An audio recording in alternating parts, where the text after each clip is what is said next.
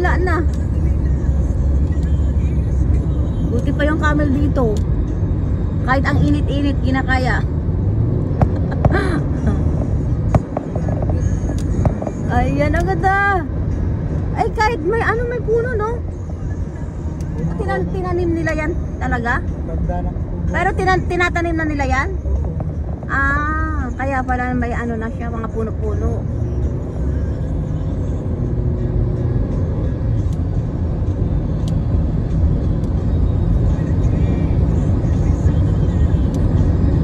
Ayan guys, yung desierto nagiging may mga puno-puno na din guys. Oh. Ibig sabihin, nagtatanim na pala sila dyan. May bahay nag-isa. May isang bahay. Ay, ano? Bahay ng ano yun? Ayun guys, so may nag-iisang bahay dun sa, ano, tuktok. Taas ng desierto guys. Ano yung bahay yun? Dapat nakimaritis ka din ay. Siyempre, sinabi mo din lang naman, imaritis mo na din. Kaninong bahay yun?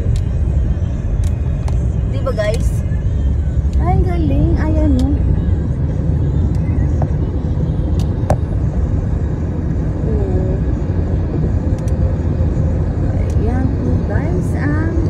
Pinupuntahan ko.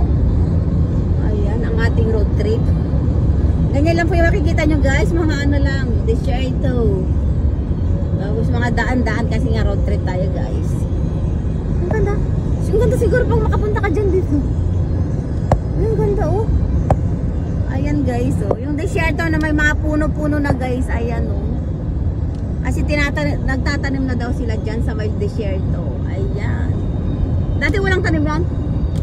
As in, ano natin. Ay, galing. Uy, ang ganda. Ang ganda tignan din eh. Oh, ayun. Nagkamil ako nakita. Focus tayo dito sa may desierto guys.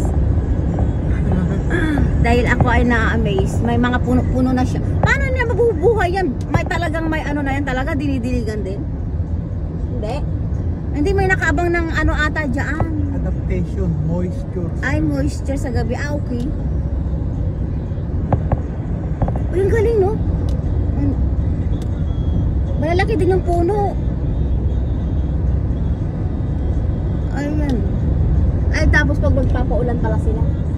Ano? Yung ano, cloud seeding na tinatawag po nila guys. Pag mainit na mainit po dito guys, ano, kasi kusang walang ulan talaga dito guys, ano, ang ginagawa po nila dito is, ano, nagka-cloud seeding sila, yung, ano, sila kusang nagpapaulan, ayan.